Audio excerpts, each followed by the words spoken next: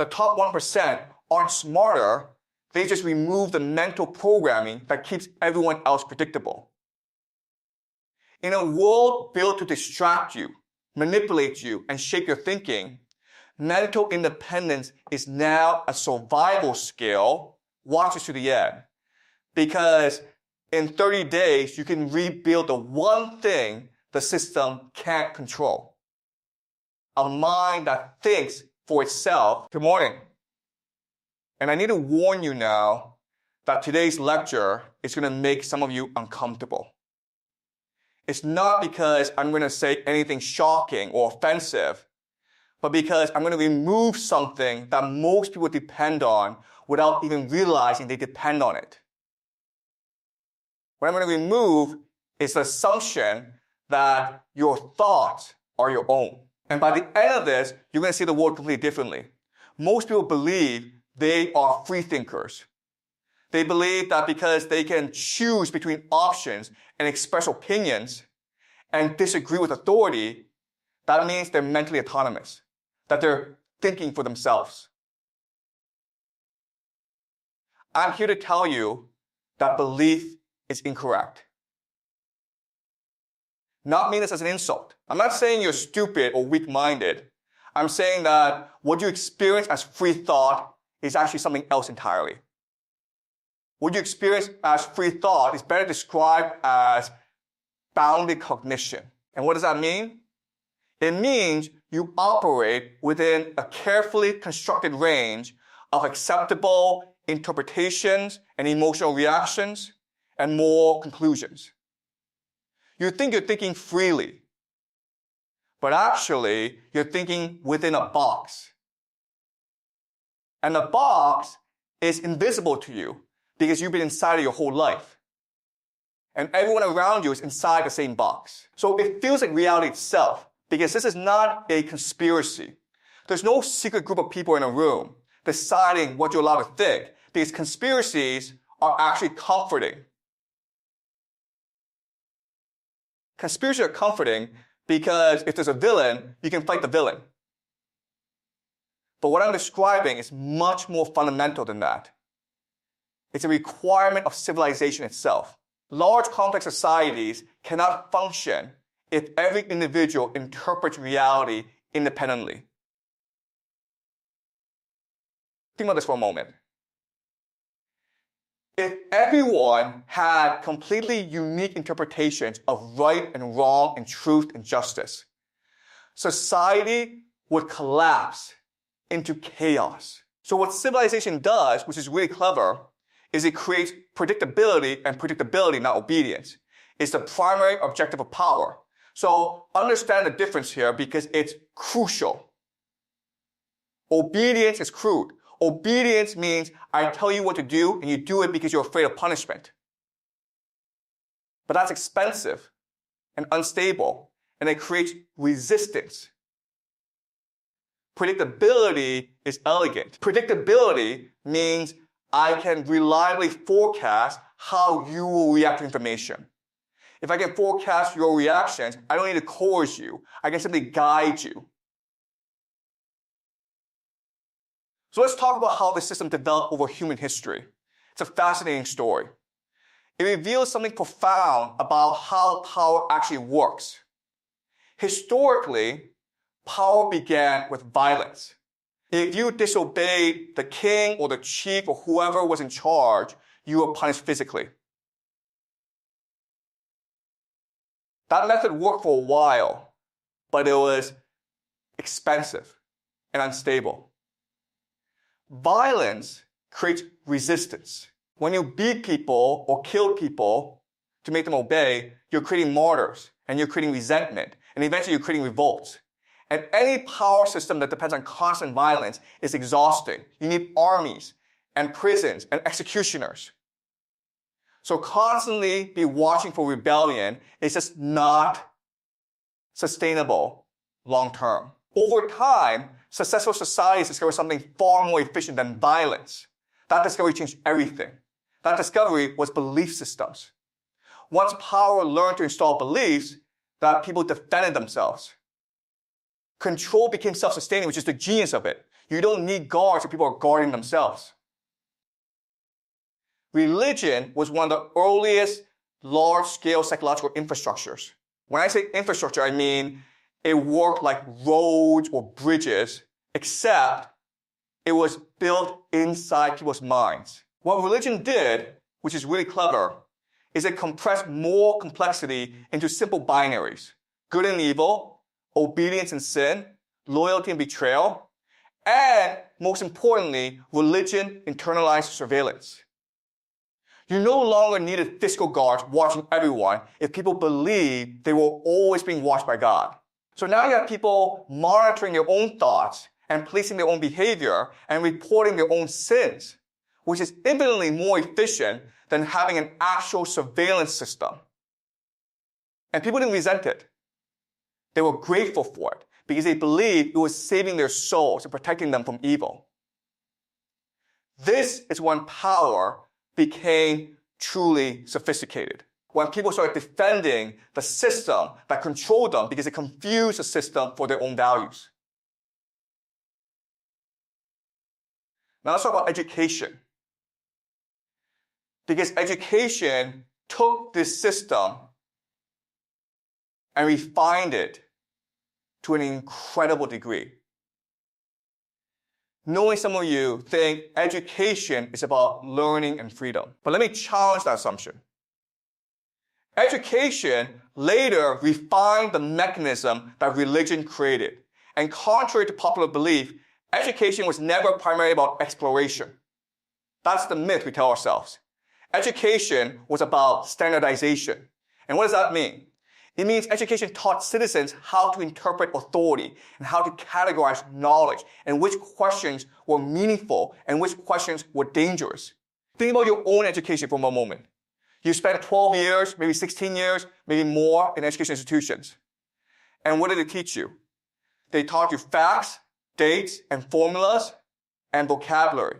But more importantly, they taught you how to think about facts and which facts mattered and which questions you are allowed to ask. Curiosity was permitted only within predefined boundaries. So you could ask, how does photosynthesis work? But you couldn't ask, why do we spend 6 hours a day sitting in rows memorizing information? You could ask, what year did World War II start? But you couldn't ask who benefited from the war and who made money from the war and why do we keep having wars? Those questions were outside the boundary. If you ask them too persistently, you are labeled a problem student or a troublemaker or someone who just didn't understand how things work. And the genius of the education system is that it convinces people they're learning to think critically while actually teaching them to think within very specific parameters. By the modern era, the system was complete. Media standardized emotional reactions and bureaucracy standardized behavior, and credentials standardized legitimacy. Social pressure replaced physical punishment, which is key to understand. Today, dissent does not require prisons. You don't need to lock people up anymore. What you need is reputational damage and economic precarity and social isolation. And those are much more effective than prisons because people fear them more than they fear jail. If I can destroy your career and make you a social outcast and make sure nobody will hire you or associate with you, I neutralize you more effectively than if I throw you in prison. Now at this point, it's important to clarify something because some of you are getting anxious and thinking, so we're all being controlled. What do we do? How do we fight back? Because programming is not inherently evil. It's necessary, and every society programs its members, and this has been true throughout all of human history. The danger arises when individuals confuse the program for reality itself. That's a key distinction I want you to understand, because there's a difference between being programmed and being aware that you're programmed.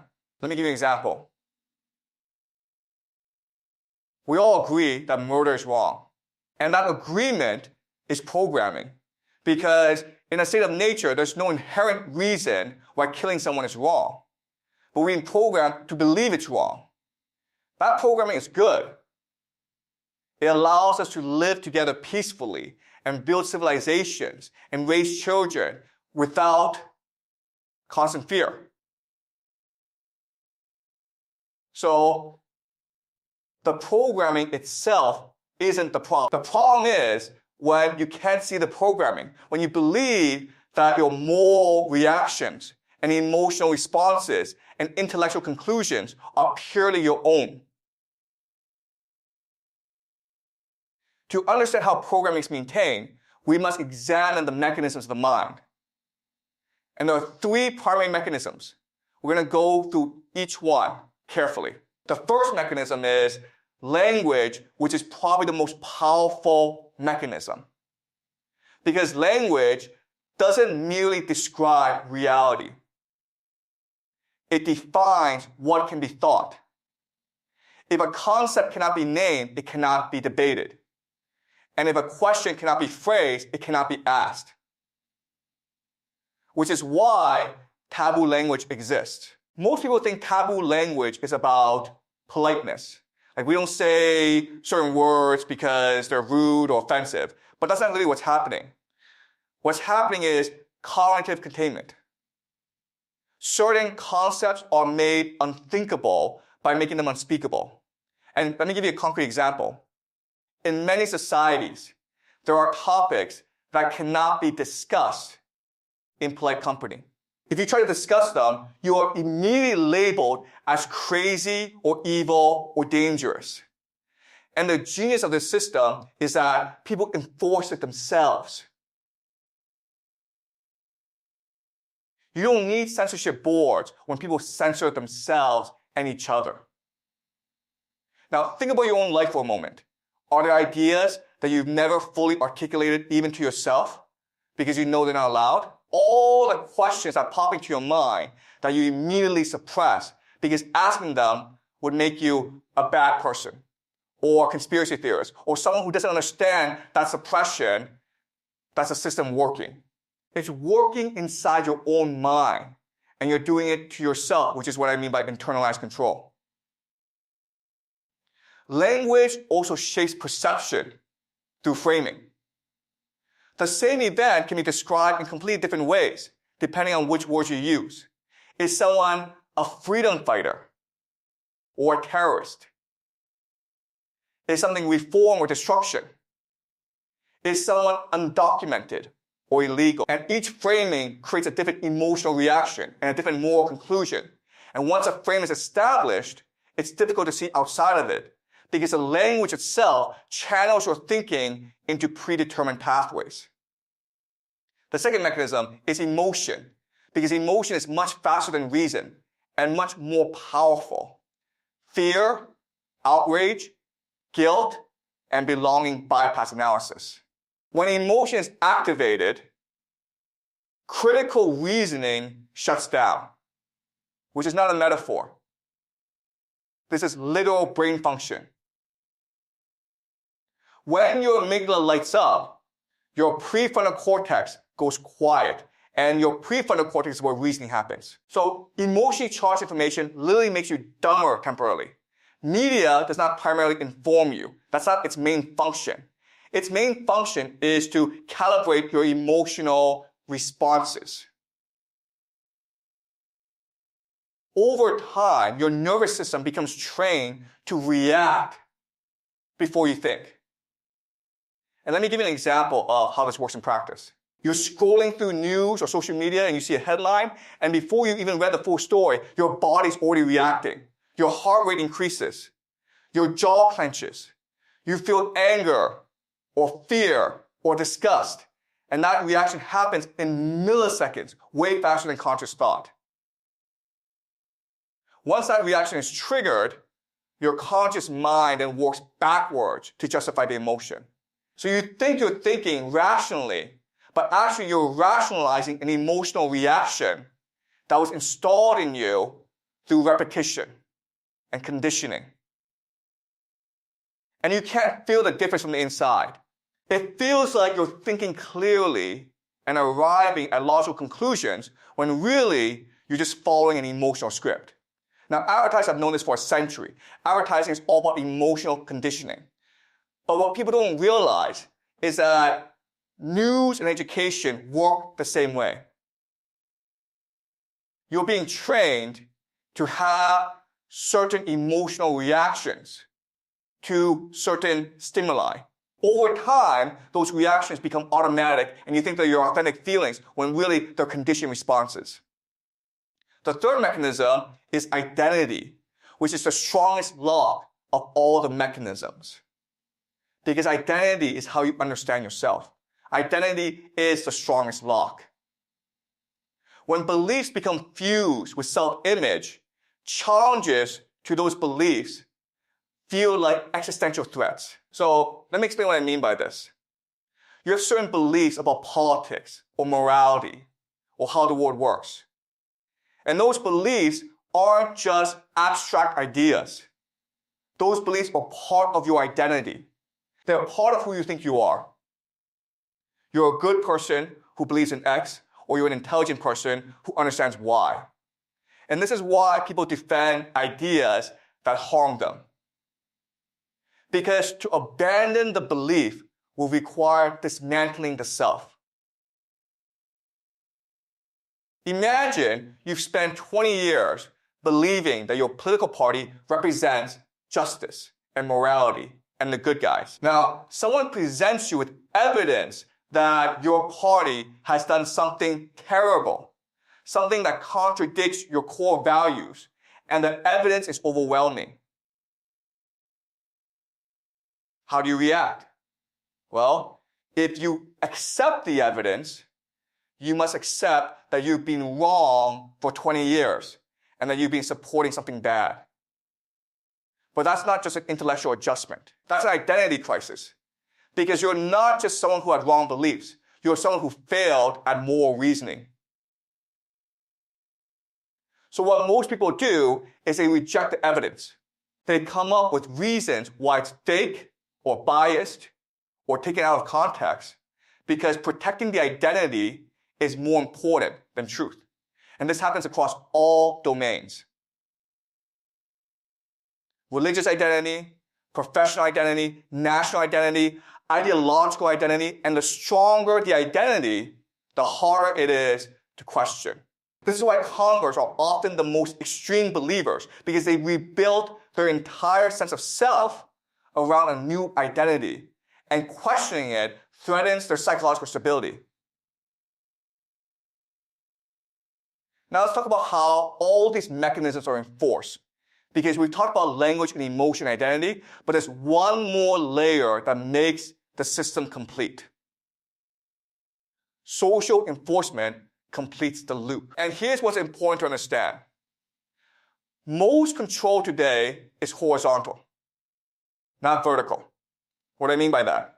Well, vertical control is when the king tells the peasant what to do. It's top-down authority.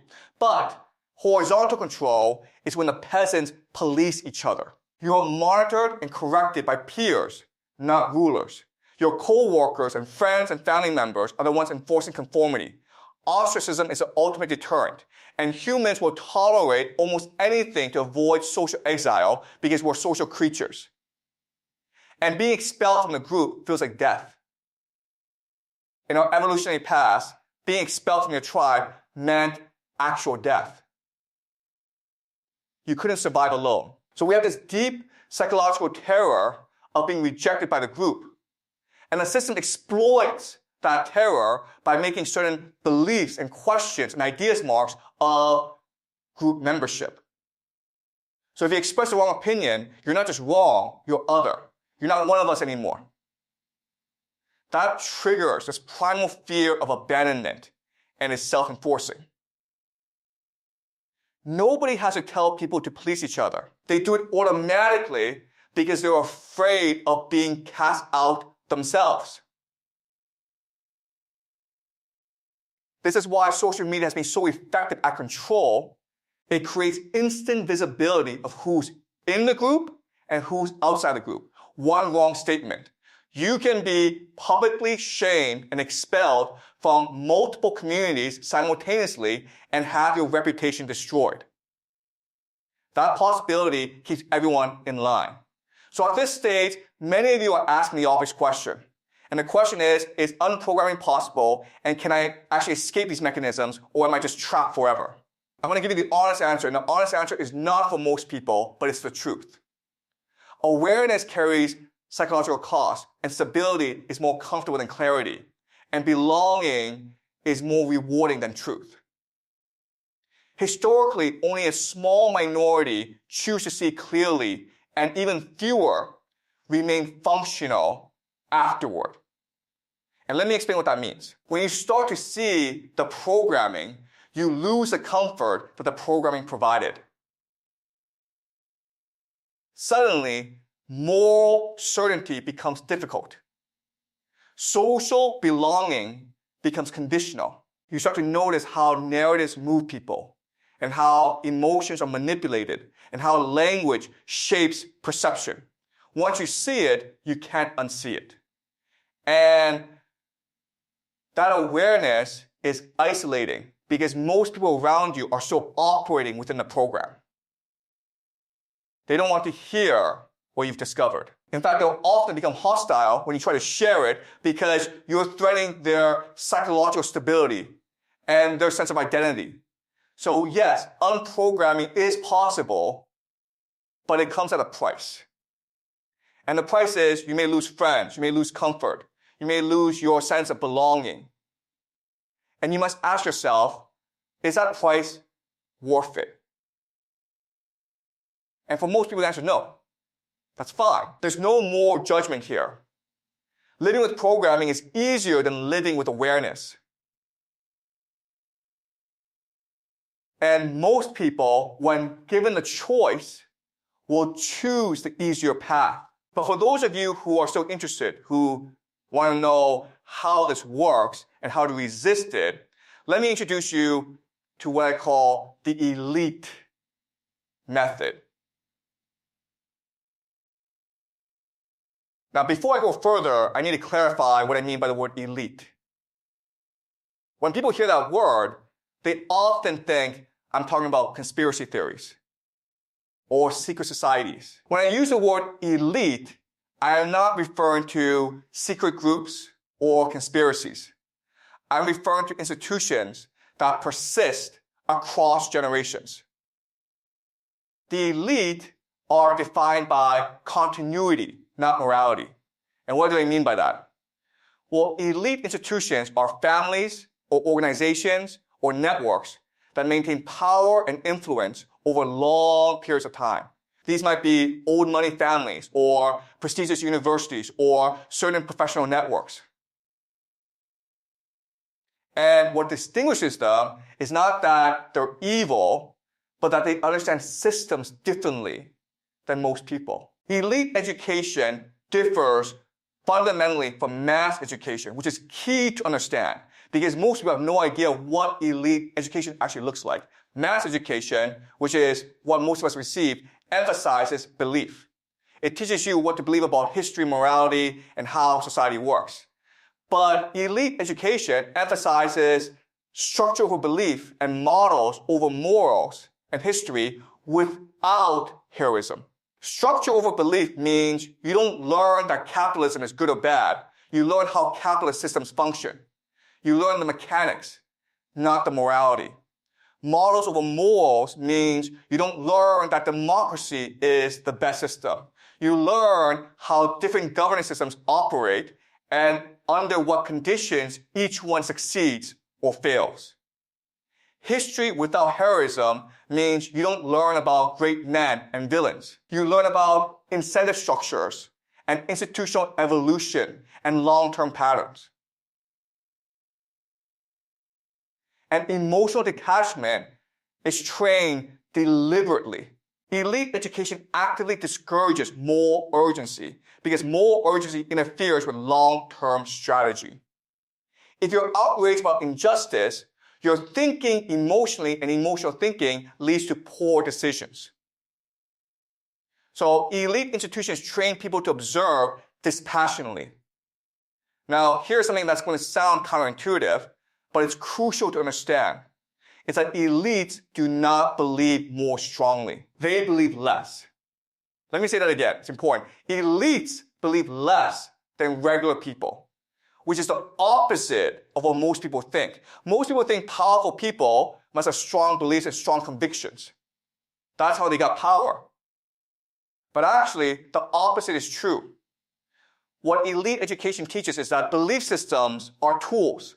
Law, ideology, and religion are instruments, not identities. This flexibility makes them difficult to manipulate. If you don't have strong beliefs, then I can't use your beliefs to control you. Let me give you an example. Imagine someone who deeply believes in democracy and freedom, and those beliefs are core to their identity. I want to manipulate that person. I present a situation where democracy is threatened, and immediately that person will react predictably. They'll support whatever I'm proposing if I frame it as defending democracy. I've used their beliefs to guide their behavior without them realizing it. But now imagine someone who doesn't really believe in democracy. They just understand democracy as one possible system among many with certain advantages and disadvantages. That person is much harder to manipulate because I can't trigger their beliefs to create predictable behavior. They're going to ask questions and analyze incentives and think strategically. So the paradox is that the people with the strongest beliefs are the easiest to control, and the people with the weakest beliefs are the hardest to control. And this is why elite education systematically weakens belief and replaces it with analytical frameworks. Because analytical thinking is more useful than moral conviction. Now let me tell you about one of the most important traits of elite thinking. It's something that most people completely miss. That's silence. One of the most important traits is silence and power speaks less. This is a rule that elite institutions teach and regular people violate constantly. Expression creates commitment, and commitment creates vulnerability. And why this matters? When you express a strong opinion publicly, you've committed yourself to a position. And now you must defend that position even if new information suggests you were wrong. Your ego becomes invested in being right. And your identity becomes tied to that opinion, making you predictable and therefore controllable. But if you stay silent and observe and listen, you maintain freedom of movement. You can change your position without losing face. Strategic ambiguity preserves freedom of movement, which is why elite communications are often vague or non-committal or carefully hedged. They're not being dishonest, they're being strategic because ambiguity is power and certainty is weakness. Compare this to how regular people communicate. Regular people feel compelled to express opinions on everything and to signal their values constantly. They post on social media about every issue. They argue with strangers. They make sure everyone knows exactly where they stand. And this feels good. It feels like you're being authentic and engaged and taking a stand. But strategically, it's a disaster because you've given away all your leverage. Now, everyone knows how to manipulate you because they know exactly what you believe and what you care about and what will trigger an emotional reaction. Silence is not the absence of thought.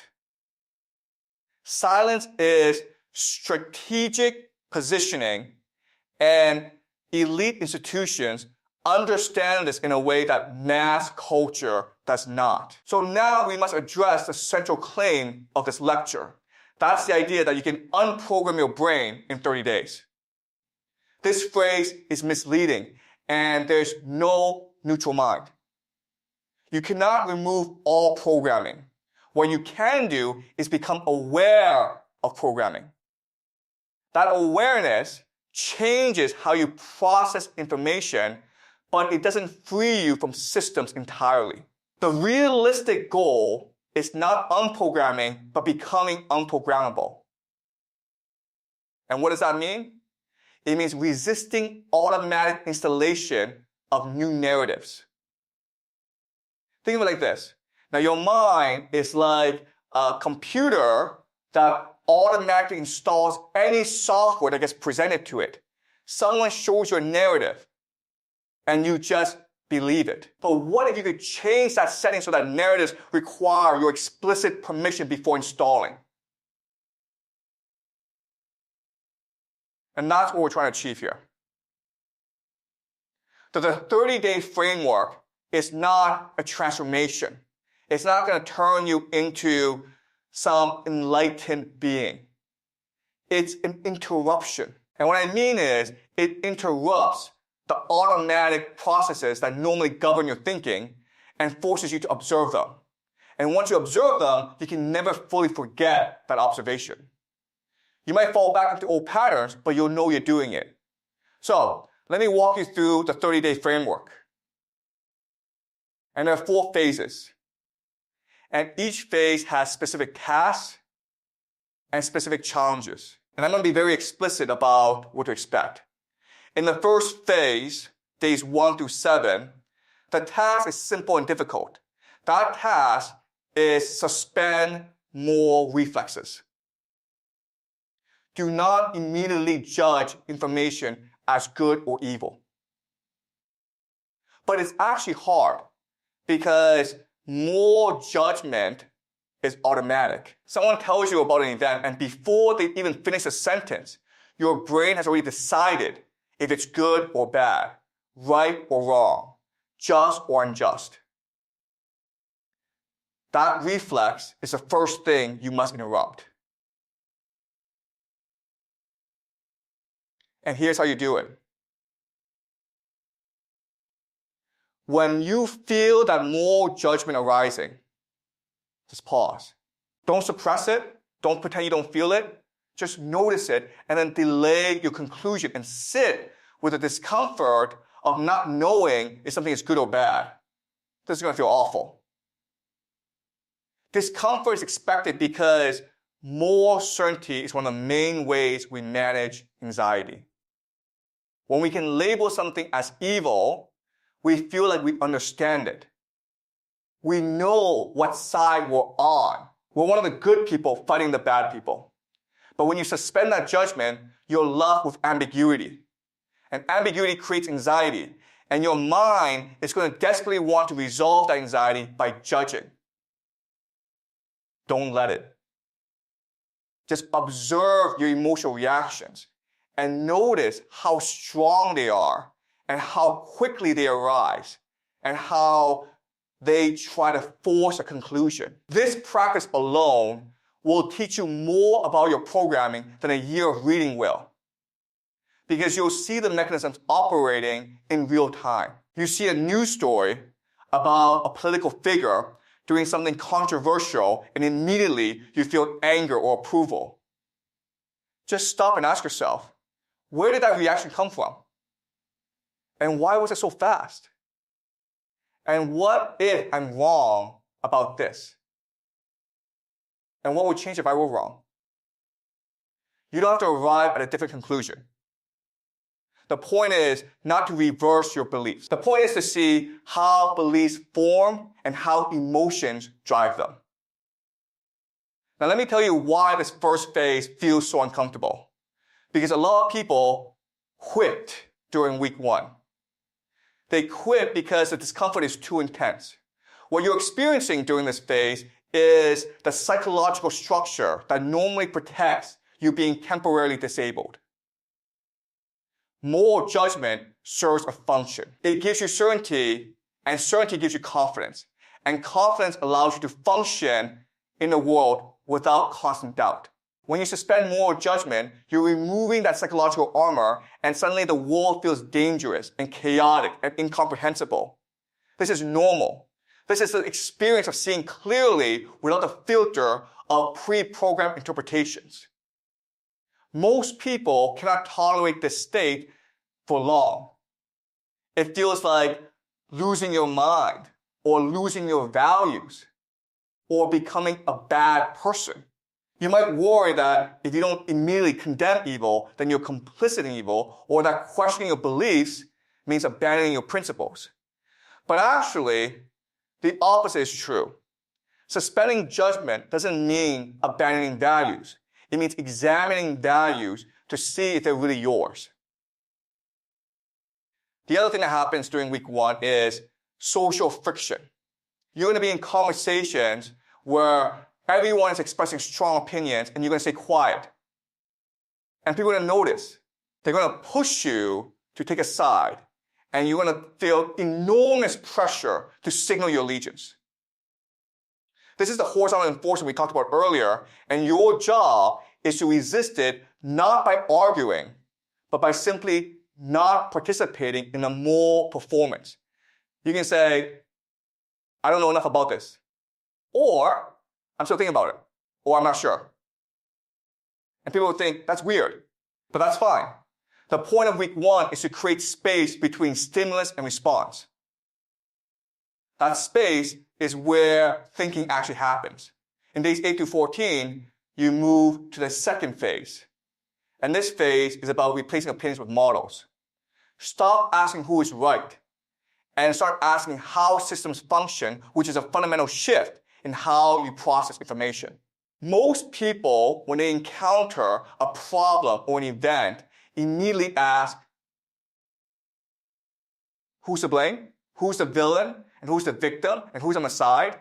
But that question, while it feels satisfying, doesn't actually help you understand what's happening.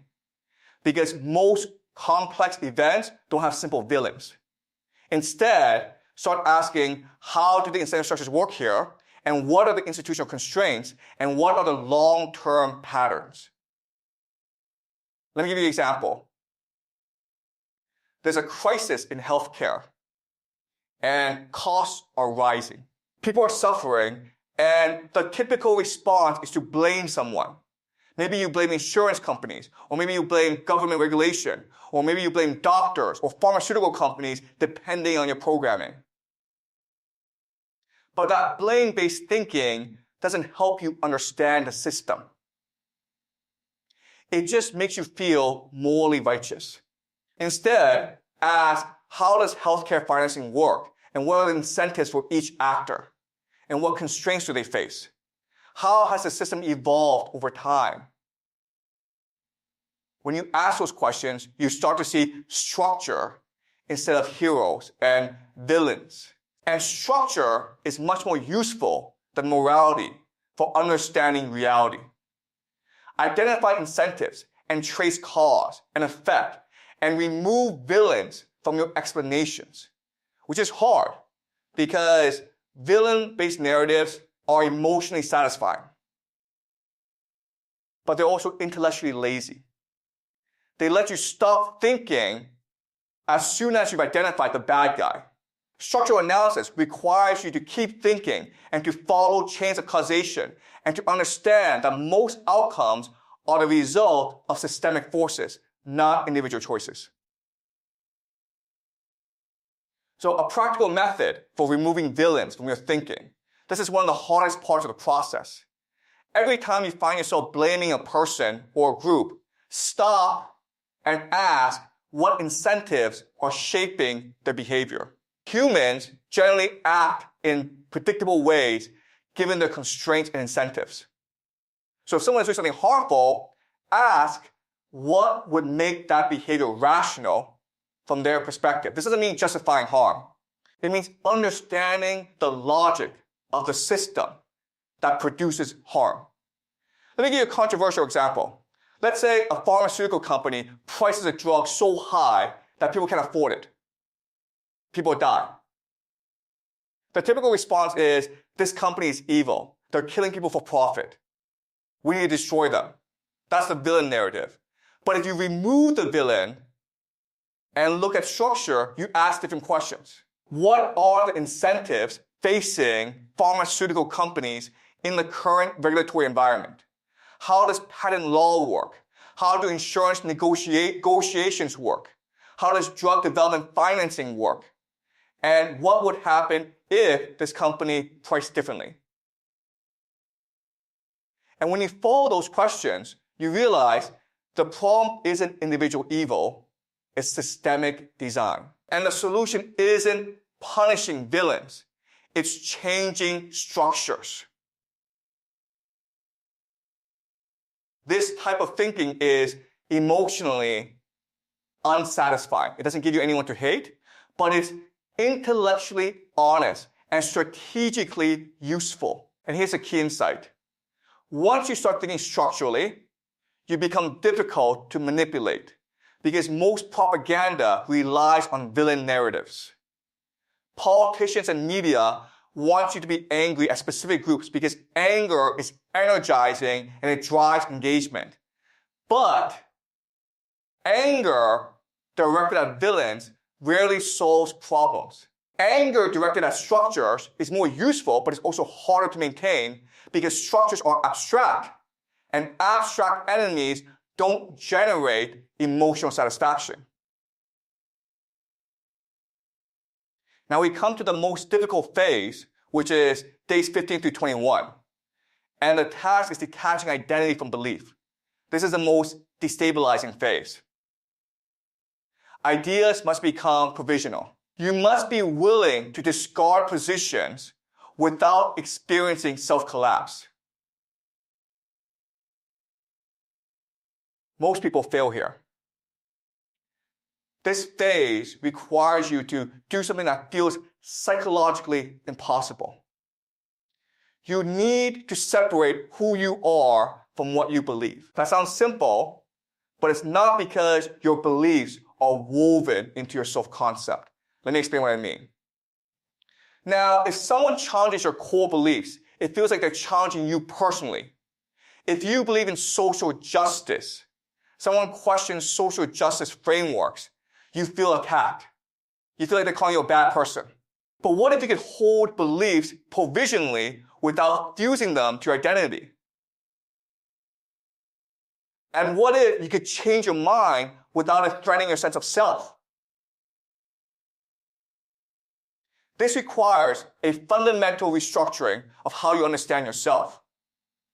It means defining yourself by something other than your beliefs. Some people define themselves by their methods instead of their conclusions. I'm someone who thinks carefully and updates based on evidence rather than I'm someone who believes X.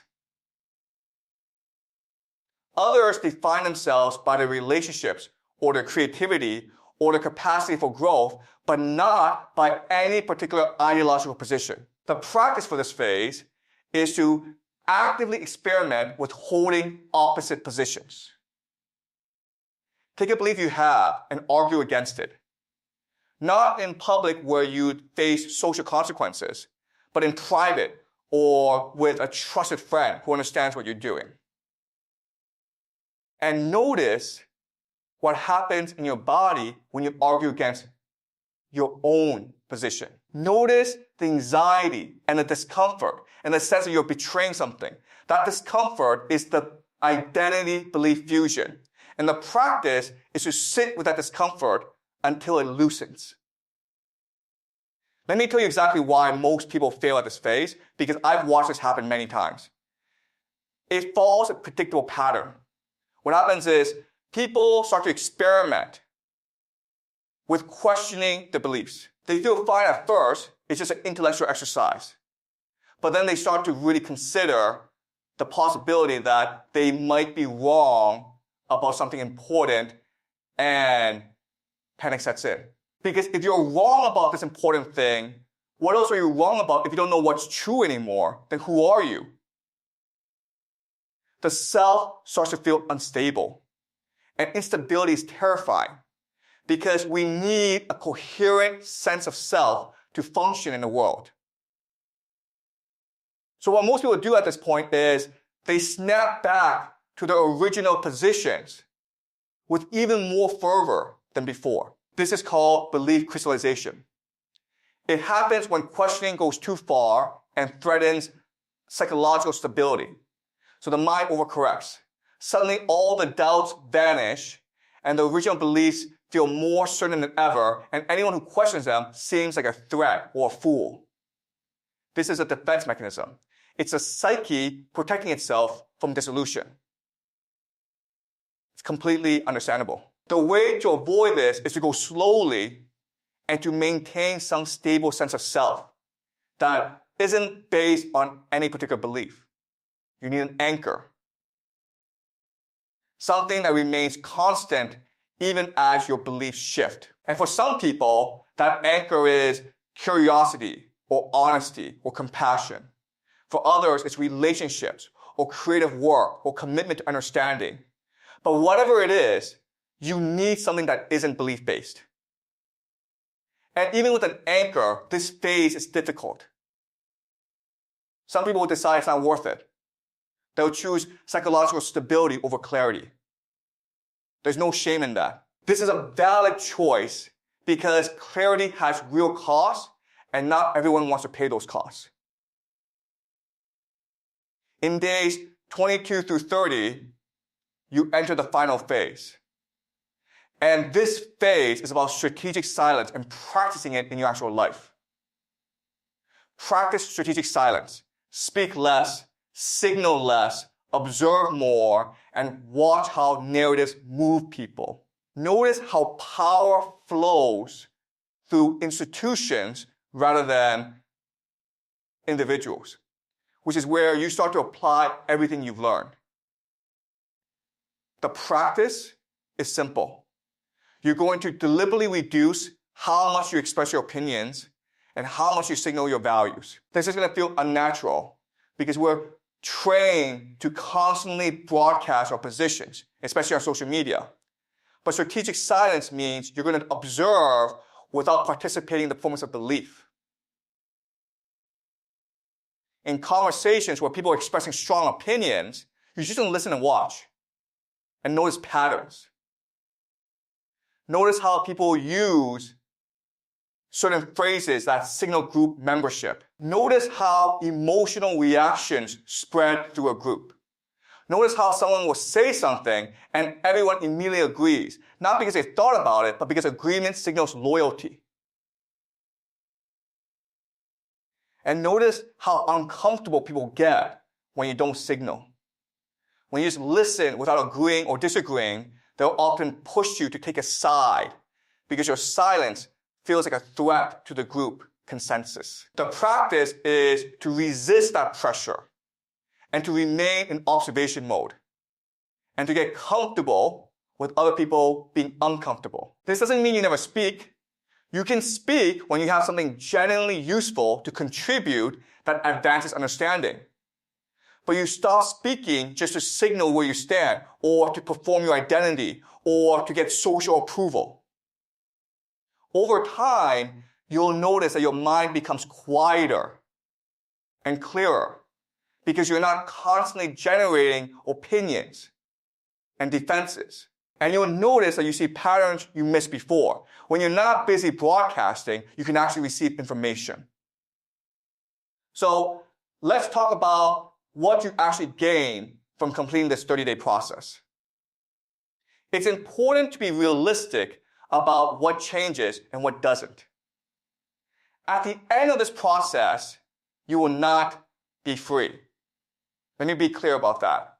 You will still live inside systems. You'll still have bills to pay and jobs to maintain and social obligations to fulfill. And none of that goes away. But you will no longer confuse those systems for reality itself, which is a subtle but profound shift. You'll see the programming while you're being programmed. You'll notice when narratives are being installed and when emotions are being triggered. This awareness doesn't make you immune, but it does make you more resistant because you have that pause between stimulus and response. You'll also gain a kind of cognitive flexibility that most people don't have. You'll be able to hold multiple perspectives simultaneously. You won't be trapped in binary thinking where everything is good or evil, right or wrong, us or them. Instead, you'll be able to see how different people with different incentives and different information might reasonably come to different conclusions. This makes you more effective as a thinker and as a strategist because you're not constrained by ideological rigidity. You'll also gain the ability to navigate institutional environments more skillfully because you understand how power actually works. You won't waste energy fighting symbolic battles or expressing outrage or trying to change people's minds through argument. Instead, you'll focus on leverage points and structural changes and long-term positioning because those are what actually matter. And perhaps most importantly, you'll gain a certain kind of freedom from manipulation because you can see manipulation attempts as they happen. When someone tries to trigger your fear or outrage or tribal identity, you'll notice the attempt. You can choose whether to respond. Now let's talk about what you lose. This is just as important, and I need to be very explicit about the cost. You may lose comfort. More certainty is comfortable, and ambiguity is stressful. And you're trading comfort for clarity. You may lose belonging because communities are built around shared beliefs. If you hold beliefs provisionally, you're always someone outside. When you see structure instead of villains, it becomes harder to be outraged. And outrage is often what motivates people to do things. You may also lose the comfort of simple stories. Heroes and villains and good versus evil. Those narratives are psychologically satisfying even if they're not accurate. Your relationships may change too if your friends are bonded by shared ideological commitments and you step outside those commitments. The bonds weaken. Some people will feel betrayed by your refusal to signal your beliefs. They'll interpret your silence as disloyalty or cowardice. Now, let me be specific about how this feels in practice. Awareness does not make you happier. In fact, ignorance really is bliss. When you see the programming, you lose the capacity for simple enjoyment because you're always aware of the machinery underneath. You watch a movie, and instead of getting lost in the story, you notice the propaganda and the emotional manipulation. You read the news, and instead of feeling informed, you see the narrative construction and the selective emphasis. You talk to friends, and instead of connecting effortlessly, you notice the social signaling and the tribal performance. But you do it with a kind of double consciousness, where you're both in the experience and observing the experience simultaneously. And that double consciousness is exhausting. It requires constant cognitive effort. You can never fully relax. You also lose the psychological benefits of community membership. Belonging to a tribe provides security and meaning and identity. When you step outside tribal thinking, you must find meaning and security somewhere else. And those sources require more conscious effort to maintain. And genuine relationships are more rewarding, but they're also more demanding because they require you to show up as a full, complex person rather than as a representative of an ideology. This isolation is real. It's one of the main reasons most people, when given the choice, choose the cage over clarity. Now let me talk about why most people, when they understand all of this, choose to stay in the cage and why that choice is rational. The cage provides certainty and belonging and moral clarity and purpose, and those things make lifeable. Without them, life can feel overwhelming and meaningless and lonely.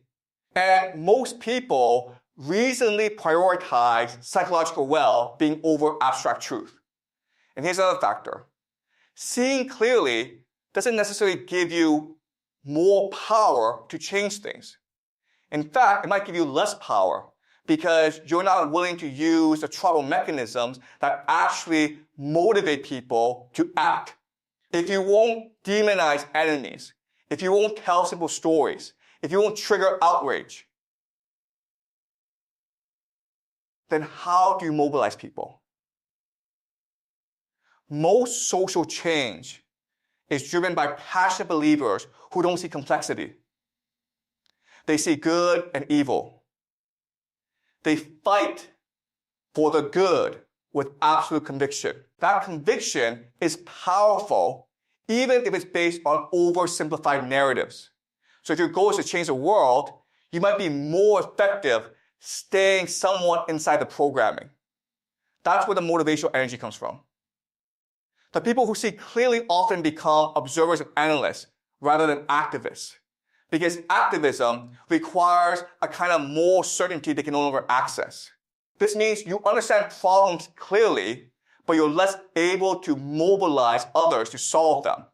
You become the person explaining why things are complicated when everyone else wants simple answers. That role is thankless. So the choice to pursue clarity is not obviously the choice, it's not a heroic choice. It's just a different choice with different costs and benefits. And most people, when they honestly weigh those costs and benefits, choose programming over awareness. So let's say you've made the choice to pursue awareness and you've gone through the 30-day process and now you're living with this uncomfortable knowledge. How do you function? How do you maintain relationships? How do you find meaning when you've lost the psychological structures that normally provide those things? First, you must accept that you're always going to be somewhat outside. You're not going to fully belong to any tribe or ideology or movement. Your relationships are going to be more individual and less mediated by group identity. You have friendships with specific people based on genuine connection rather than membership in a community based on shared beliefs. Second, you must develop tolerance for ambiguity and uncertainty. This is a skill that can be trained. The more you sit with not knowing, the easier it becomes, and eventually, you might even find a kind of peace in uncertainty. Third, you must find meaning in the process of understanding itself rather than an ideological commitment. Instead of deriving meaning from fighting for the side, you derive meaning from seeing clearly and thinking well. This is a different kind of purpose. It's more intellectual and less emotional, but it can be satisfying in its own way. Fourth, you must be strategic about when to signal and when to stay silent. You might need to signal certain beliefs to maintain employment or relationships. That's fine as long as you know you're doing it strategically. The difference is you're not confusing the performance with authentic belief. Fifth, you must find people who can think at this level and maintain relationships with them because isolation is genuinely harmful. There are others who've gone through similar processes and found ways to live with awareness, and those relationships are valuable, and this is where I will end today, because we've reached a point where you must make a decision for yourself. Once you understand how the system works, you lose the comfort of innocence. You cannot unsee structure. You cannot return to simple stories about good guys and bad guys and moral clarity and righteous struggle. The question is not whether this knowledge will liberate you, because in many ways it won't. It might make your life harder, not easier. The question is whether you are willing to live with it and whether you value clarity more than you value comfort. This is a personal decision. There's no answer. And choosing comfort over clarity is not moral failure. Most people are not suited for this kind of awareness because society needs people who can operate within systems without constantly questioning them. If everyone saw clearly and operated with strategic detachment, nothing would get done because you need passionate believers to build things and change things. The only mistake is pretending you haven't made a choice. Either you've chosen to pursue awareness or you've chosen to maintain programming. But most people never make a conscious choice. They just drift along assuming their thoughts are their own and never examining where those thoughts came from. What I'm asking you to do is make the choice deliberately and understand the costs and benefits of whichever path you take. So what happens after you've made this choice and you've committed to pursuing awareness, or you've decided to stay within the programming? If you've chosen awareness, the next step is to keep practicing the techniques I've outlined. Suspending moral reflexes and thinking structurally, and detaching identity from belief. These aren't one-time achievements. They're ongoing practices that you must maintain because your mind will constantly try to revert to automatic processing. The programming is always there waiting to reinstall itself. So actively resist that through conscious practice. If you've chosen to stay within the programming, that's fine. But at least now you know what you're doing and why. You can participate in ideological communities with awareness that these are psychological tools serving social functions, and that awareness gives you a certain kind of freedom because you know you're choosing it rather than being controlled by it. Either way, you're going to keep encountering narratives and emotional triggers and tribal pressure. And the question is, how you respond. Do you respond automatically following the script that's being installed? Or do you pause and observe and choose your response consciously? That pause is the difference between being programmed and being aware. You'll start to notice the mechanism as you're operating, and you'll see other people getting programmed in real time. And that sight is both fascinating and sad, because you'll watch people you care about getting pulled into narratives that don't serve them. But you can't save them because they have to choose awareness for themselves. And most people won't make that choice. Let me talk about something that nobody warns you about when you pursue this kind of awareness. That's the loneliness. You'll be in conversations where everyone's excited or outraged about something, and you'll see the narrative machinery underneath, and you'll want to share what you see, but you'll know that sharing it will just make people uncomfortable or angry. So you stay quiet, and you're not alone, and you feel increasingly distant from people you used to feel close to. This is a price of seeing structure instead of stories. It's a real price that shouldn't be minimized. Some people handle this by finding communities of other people who see clearly. And those communities exist, but they're small and often online. Others handle it by accepting the loneliness as part of the cost and finding meaning in other things. And some people decide the loneliness is too much. They choose to step back inside the programming because connection matters more than clarity. All of those responses are valid. There's no hierarchy here where seeing clearly makes you better than people who don't. In fact, people who stay inside the programming are often happier and more connected and more effective at building things.